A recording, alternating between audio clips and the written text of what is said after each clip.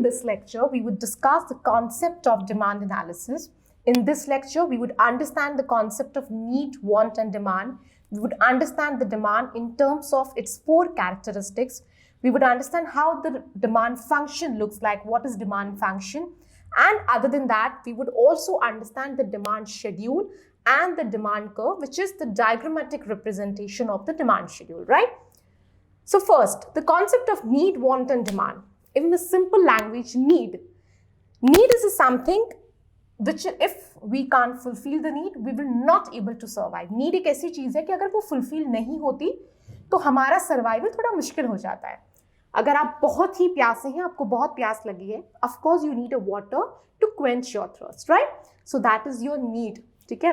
So बहुत गर्मी का दिन है और अगर आप बाहर हैं और आपको बहुत प्यास लग रही है, आपको पानी पीने की जरूरत है, that is your need. अगर हम बात करें want की, want में क्या है कि आपने पानी पी लिया, आप satisfy हो गए, बट आप सोच रहे हो कि गर्मी का दिन है, धूप हो रही है, अगर थोड़ी कोल्ड ड्रिंक मिल जाए तो थोड़ा मजा आ जाए, right? So that is your want. फिर आती है डिमांड. अब आपकी want तो है कि आपको कोल्ड ड्रिंक मिल जाए. अब यही want को फुलफिल करने के लिए आपके पास इतना परचेजिंग पावर है, दैट मीन्स आपके पास पैसे हैं कि आप वो कोल्ड ड्रिंक अफोर्ड कर सके और आप वो खरीदने के इच्छुक भी हैं. That means you have a purchasing power to buy that cold drink और आपके पास you have a willingness to buy also, मतलब आप उसे खरीदना भी चाहते हैं, तो वो हो गया demand, right? So this is difference between need आपको पानी पीना है, बहुत गर्मी है. want आपकी कोल्ड ड्रिंक पीने की इच्छा, दैट इज योर want. और वो कोल्ड ड्रिंक पीने की इच्छा डिमांड में तब कन्वर्ट होगी जब आपके पास उतनी परचेजिंग पावर, दैट मीन्स आपके पास उतने पैसे आप उसे खरीद सके और आपकी इच्छा भी कि आप उसे खरीदें. So then it is converted to demand. So we could say so demand is a want. Demand is a want backed by purchasing power and willingness to buy. Backed by purchasing power and willingness to buy. All right. Other than that, demand has a 4 characteristics. Demand की कुछ 4 characteristics हैं, which is price, time, market, and amount. So, what does it mean? Demand की कुछ 4 characteristics हैं. सबसे first है price. इसका मतलब है कि अगर आप डिमांड एक्सप्रेस करना चाहते हैं तो वो प्राइस के टर्म्स में ही एक्सप्रेस होगी. फॉर एग्जाम्पल, आपकी कुछ कंपनी है, आपकी कोई कंपनी है, आप उसमें कुछ मैन्युफैक्चर कर रहे हैं. आपने कह दिया कि 10,000 यूनिट्स की डिमांड है. No, that is not a demand. आप कह रहे हैं कि 10 रुपीज पर यूनिट में, 10 रुपए के प्राइस पे 10,000 यूनिट्स मार्केट में डिमांडेड है, right? So that is your demand. So demand is always express in terms of price. Other than time, demand is express in terms of time, that is per day, per week, per month, per year. आपने कह दिया 10,000 units demanded है market में. 10,000 units for what period of time?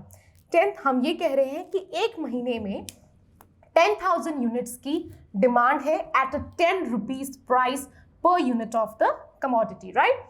So time की we could say that demand is always express in terms of time. अगर कोई time frame नहीं है तो आप उसको डिमांड नहीं कह सकते. आप डिमांड को पर day, per week, per month, per year किसी भी टाइम फ्रेम में एक्सप्रेस कर सकते हैं. Other than that, market. What is in market? Market is a place where a buyer and seller meets. उसको हम मार्केट कहते हैं. जरूरी नहीं है कि उसका एक फिजिकल एग्जिस्टेंस होना जरूरी है. No, that's not necessary. कोई भी ऐसा प्लेटफॉर्म जहाँ पे बायर और सेलर मिल सके, इंटरैक्ट कर सके, उसको हम मार्केट कहते हैं. सो कोई भी डिमांड के लिए एक मार्केट का होना जरूरी है, एक बायर का होना जरूरी है, right? If there is a no buyer, if there is a no market, if there is a no buyer or if there is a no market where you can sell your product, then we can't say that it's a demand, right? So आप seller हैं, आप अपना product sell करने को ready हैं, but आपको उसके सामने buyer भी तो चाहिए, right? So that it's market. आपने कह दिया 10,000 यूनिट्स की डिमांड है, बट 10,000 यूनिट्स की डिमांड कर कौन रहा है? बायर्स जो एक्चुअल में उसे खरीदना चाह रहे हैं, right? So there is a market place where this product is demanded. Other than that, amount. Demand जो है हमेशा एक अमाउंट में ही एक्सप्रेस किया जाता है. We say that 10,000 units is demanded. हम ऐसा तो नहीं कहेंगे कि मार्केट में बहुत डिमांड है, हमें प्रोडक्शन बढ़ा देना चाहिए. बहुत मतलब कितनी, 5,000, 10,000, 1 यूनिट, 10 यूनिट्स, 20 यूनिट्स, कितनी डिमांड है. So it is always express in terms of some particular amount, right? So that is about demand has a 4 characteristics. Other than that, let's talk about the demand function. Demand function जो है एक relationship बताता है किसके बीच, demand, quantity demand और कुछ other factors है उनके बीच का वो relation बताता है. That is a demand function. ये demand function ये बताता है कि demand जो है quantity demanded वो किस factors पे, किन चीजों पे निर्भर करती है, right? फॉर एग्जाम्पल इनकम ले लिया, अगर आपकी इनकम बढ़ रही है तो आप अपने एक्सपेंस बढ़ाएंगे, अपना कंजम्पशन बढ़ाएंगे. सो वो एक रिलेशन बता दिया डिमांड का और इनकम का, राइट? सो यहाँ पे डिमांड किस चीज पे निर्भर है, इनकम पे. बट इनकम ही एक फैक्टर नहीं है, और भी बहुत से फैक्टर्स हैं जिसपे डिमांड डिपेंड करती है और हम उसी को डिमांड फंक्शन कहते हैं. So there is a 4 kinds, there are 4 factors which are being discussed. First is the price. Price के साथ डिमांड का कैसा रिलेशन है, inverse relationship. If price increases demand decreases, right? Price अगर बढ़ता है तो डिमांड जो है कम होता है, प्राइस अगर गिरता है तो कंज्यूमर ज्यादा विलिंग होते हैं to purchase your products, right? So there is an inverse relationship between the price and the quantity demanded. Income, there is a positive relationship between quantity demanded and income. अगर income बढ़ रही है, demand बढ़ेगी, income कम हो रही है, जो है कंजम्पशन भी कम होगा और कंज्यूमर डिमांड भी कम करेगा, right? Taste is also very important. अगर आपका टेस्ट, आप जो भी अगर आपकी फर्म है और अगर आप कुछ भी प्रोडक्शन कर रहे हैं और जो भी प्रोडक्ट आप प्रोड्यूस कर रहे हैं वो अगर कंज्यूमर के टेस्ट के अकॉर्डिंग है तो आपका जो प्रोडक्ट है वो डिमांडेड होगा इन द मार्केट, राइट? आपकी प्रोडक्ट की डिमांड होगी मार्केट में. बट अगर आपका जो प्रोडक्ट है या जो भी सर्विस आप प्रोड्यूस कर रहे हैं अगर वो कंज्यूमर के टेस्ट के हिसाब से नहीं है, कंज्यूमर उसको इतना प्रेफर नहीं कर रहे, पसंद नहीं कर रहे, then the demand might get affected. Availability of substitutes is very important. Substitutes वो चीज होती हैं, substitutes are those goods which can be used in place of each other, place of one another, we could say. So जैसे for example अगर आप कहीं बाहर गए हैं, आपको रिफ्रेशमेंट ड्रिंक चाहिए, सुबह आप उठ रहे हैं, नाश्ता कर रहे हैं, तो नाश्ते के साथ या तो आपको चाय मिल जाए, कॉफी मिल जाए, that is a refreshment, right? If the T is not available, अगर चाय अवेलेबल नहीं तो आप बोलेंगे कि ठीक है कॉफी पी लेते हैं, कोई दिक्कत नहीं है, राइट? बिकॉज ये एक दूसरे के सब्स्टिट्यूट्स हैं, आप इनको एक दूसरे की जगह यूज कर सकते हैं, दोनों ही रिफ्रेशिंग ड्रिंक्स हैं. सो दैट इज द सब्स्टिट्यूट्स. तो डिमांड किसी पर्टिकुलर प्रोडक्ट की डिपेंड करती है कि सब्स्टिट्यूट्स कितने अवेलेबल हैं, राइट? अब फॉर एग्जाम्पल अगर हम मैगी की बात करें, not Maggi because Maggi is a different brand, so हम उसको सब्स्टिट्यूट्स में नहीं ले सकते. Say for example let's discuss about tea and coffee only, right? So tea की डिमांड डिपेंड करती है कि और कितने सब्स्टिट्यूट्स एक पर्टिकुलर प्रोडक्ट के अवेलेबल है. अगर आप टी की ही बात कर लें, so there are many brands, right? So अगर फॉर एग्जाम्पल अगर हम वाघ बकरी का जो प्रोडक्ट है उसकी डिमांड डिपेंड करती है कि दूसरे और चाय के, टी के ब्रांड्स कितने हैं या कॉफी के ब्रांड्स कितने हैं, राइट? सो सब्स्टिट्यूट्स बहुत से अवेलेबल हैं और आज के टाइम में today the competition is so intense, बहुत से ब्रांड्स अवेलेबल हैं. ताज है, there is other many, Nippon tea है, so there are many brands, right?